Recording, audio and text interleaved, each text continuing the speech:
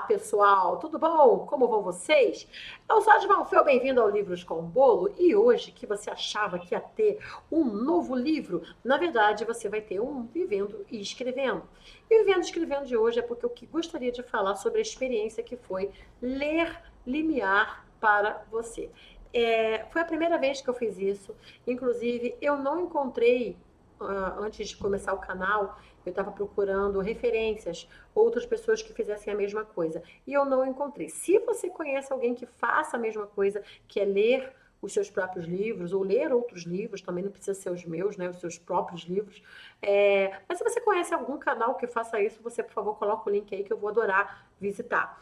E eu adorei fazer. Eu adorei. Quando eu era mais nova, eu era muito fã de leitura. Eu gostava muito de ler. Eu era sempre a criança que se escolhia para ler é, e para se falar na frente de todo mundo. Eu achava aquilo o máximo. Então a leitura sempre foi uma grande amiga minha. Então eu fiquei feliz de poder retomar esse hábito de ler em voz alta, que inclusive eu retomei com o Douglas, que desde que ele nasceu, eu sempre li para ele em voz alta qualquer coisa que eu estivesse lendo, incluindo a MTV, o anime de Viu. Mas enfim, eu adorei o processo, então a primeira coisa que eu quero fazer é agradecer a você que ouviu os meus livros, que ouviu os capítulos, e que se empolgou, e que se emocionou, e que pediu mais. Eu já fico aqui agradecendo muito, com o coração bem quentinho, por você ter me ouvido e me acompanhado.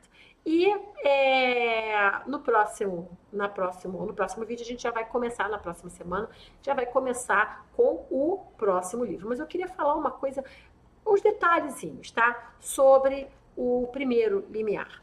A primeira coisa é que eu me decepcionei um pouquinho comigo mesmo nos primeiros capítulos, porque eu lembrava que ele era mais interessante. E os primeiros capítulos, eles me soaram um pouco bobinhos. Isso porque os primeiros capítulos foram baseados no mangá. Né? Então eu meio que me prendi naquela história do mangá. Aconteceu um pouco também com a Alcateia, mas com a Alcateia eu consegui meio que sair um pouco do mangá, porque eu comecei depois do mangá. Eu não comecei durante, então ficou mais fácil. Aqui eu realmente tentei recontar a história que já tinha sido contada em quadrinhos antes. Então talvez ela tenha ficado um pouco juvenil demais, né? Não me incomodou, mas ao mesmo tempo me deu aquela surpresa de, nossa, eu achava que ele era um pouco mais, digamos assim, adulto, um pouco mais maduro. E realmente ele fica, né? Conforme a história vai crescendo, os relacionamentos vão surgindo, o amor vai surgindo, as amizades vão se forjando, ele realmente vai ficando mais maduro. E isso, claro, vai num crescente para os livros 2, 3, 4 e por aí vai. E uma coisa que eu percebi aqui, que foi resumida em apenas uma frase, mas que talvez encaixe perfeitamente no contexto que a gente está vivendo hoje, foi a história do Baozu. Baozu, que eu criei, foi uma criatura inventada, ele é um deus do submundo que tem os seus cultos, e é um deus com cultos, digamos assim, tenebrosos, e que o necromante, que era um devoto dele, um adepto dele, queria trazer de volta. Só que o culto a Baozu tinha sido proibido uns 20 anos antes. E eu fiquei, na hora que eu estava escrevendo, eu escrevo muito por impulso, né, muito por intuição, na hora que eu escrevi, e eu só lembrei disso quando li para você, porque eu já tinha até lido esse livro antes, mas eu não lembrei disso, não me atinou isso. Me atinou quando eu li para você. Que o culto a Baozu foi proibido há 20 anos. Não porque ele tivesse sacrifícios, ele envolvesse tortura, porque outros cultos de Celtária também tinham isso. Então por que o de Baozu foi proibido? Porque ele queria obrigar que todos fossem todos cultuassem Baozu. Ele queria obrigar, ele queria tirar, digamos, o livre-arbítrio das pessoas de cultuarem os deuses que elas quisessem, de seguirem as tradições que elas quisessem e simplesmente obrigá-las a ter apenas aquela visão de fé e de religião. E eu fiquei, isso é resumido em uma frase solta no livro, e quando eu li eu fiquei assim, gente, que bizarro, porque lembra um pouco a situação que algumas partes do mundo estão vivendo. Se você olhar para certos países do Oriente Médio, você vai ver que você não pode ter uma religião diferente da religião dominante, senão você é apedrejado até a morte, né? Então é meio complicado. E aquilo, né, ter uma religião, ter um culto que simplesmente persegue as outras tradições, os outros sacerdotes, os outros templos, porque não são iguais, porque são diferentes, era algo totalmente contra o politeísmo livre de Celtária. E Celtária, que é uma visão para mim de reino politeísta baseado nos antigos celtas, é livre. Como é que você pode impedir que as pessoas cultuem seus próprios deuses e tenham apenas um Deus? Por acaso um Deus da morte, mas isso não importa no momento. Podia ser o Deus da vida, do sol e das florzinhas amarelas. Não importa. Se você tira a vontade, a livre-arbítrio das pessoas, você está entrando aí num processo complicado dentro de Celtária. E a forma que isso que acabou acontecendo, é que se tirou esse culto. Passou-se a ser proibido o culto a Baalzu, porque ele passou a se tornar um deus perigoso para a própria liberdade de Celtária. E eu achei isso muito interessante. A gente está vivendo agora no Brasil um momento complicado, onde a gente tem também uma crise social, uma crise moral, uma crise política, uma crise econômica. A gente está vivendo uma crise que eu consideraria sem precedentes. Porque, por mais que a gente já tenha vivido crise, afinal, o Brasil, ele é o país que, assim, eu até falei um dia, assim, a gente não lembra do Brasil exatamente no momento em que ele estava muito bem, tirando, assim, o iniciozinho do Plano Real, e mesmo assim não foi bom para todo mundo. Mas ele é um país que tem suas dificuldades, mas eu nunca vi esse país, sentindo tanta raiva e tentando, a todo custo, obrigar as pessoas a acreditarem em uma coisa. Eu me lembro que em 2018 eu fiquei bem surpresa, porque eu tive pessoas falando comigo no privado, pedindo para eu declarar meu voto, ou melhor, mudar o meu voto. Na época eu votei no Amoedo no primeiro turno. E eu disse não.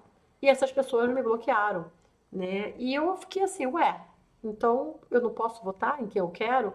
Assim, e o voto era para Bolsonaro, né? E eu fiquei assim, eu não quero votar no Bolsonaro, eu não acho que ele seja uma boa pessoa para governar qualquer coisa, nem, sei lá, nem country club. Então eu não vou votar, porque eu não acredito nele. No segundo turno eu estava viajando, então eu não pude votar porque eu estava trabalhando, estava fazendo um workshop em São Paulo.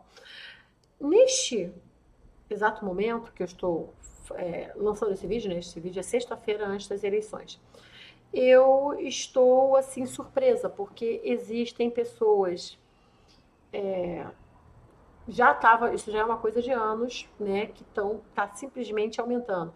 Atacando centros de Umbanda, atacando pessoas de religiões de matriz afro, atacando pessoas que simplesmente seguem outras tradições religiosas, e até entre os cristãos também estão atacando os cristãos que não compactuam com o governo atual. E aí eu pensei no Baalzu.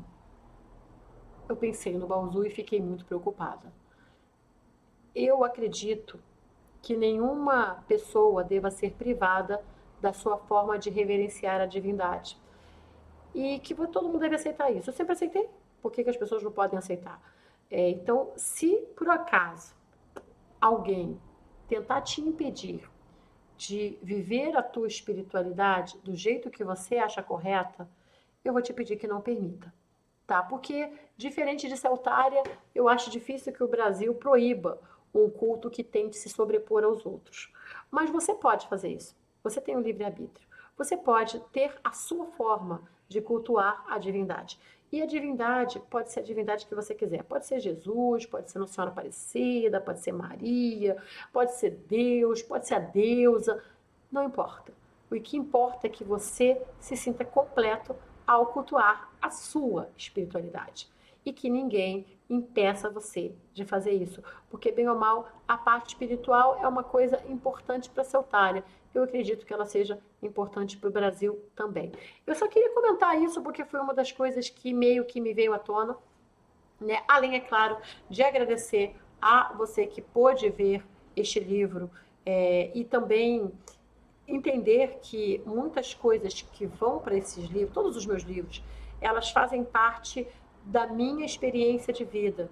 Então eu acredito que esta frase perdida do culto de Baozu dentro de Limiar, ela não estava tão perdida. Eu apenas não prestei atenção nela na época em que escrevi e ela meio que aflorou agora. E, ao mesmo tempo, as amizades que são forjadas ali no livro são amizades que eu vivi. E, em alguns momentos, foi muito difícil ler, porque todos sabem que eu perdi uma grande amiga, a melhor amiga que eu tive, de uma maneira muito súbita e muito dolorida para mim. E a gente viveu muito em Celtária, nós vivemos muito em Limiar. E quando a personagem dela surgiu, eu não esperava, porque de alguma maneira, sei lá, eu tinha esquecido dessa parte. Quando ela surgiu, a minha voz falhou. E aquilo me doeu, né? Mas eu ia parar o vídeo, mas eu não parei, eu continuei. Então eu achei que foi uma história que para mim foi muito emocionante. E eu espero que tenha emocionado você também. Para mim ela também foi divertida. Em alguns momentos eu tinha que me controlar para não rir. Então também espero que ela tenha divertido você também. E eu espero que ela tenha te passado algumas mensagens positivas, algumas mensagens inspiradoras, alguns momentos de fuga necessária de uma realidade que às vezes é muito opressora para a gente. Às vezes a gente precisa de uma fuga para um local, mesmo que seja uma colina enfeitiçada onde você vai lutar contra um deus do submundo. E é isso. Eu espero contar com você na próxima leitura, no próximo livro. Eu estou fazendo a contagem dos votos, mas eu acredito que o próximo livro já esteja escolhido e você vai saber no próximo vídeo. Um super beijo, muito obrigada mais uma vez e até a próxima.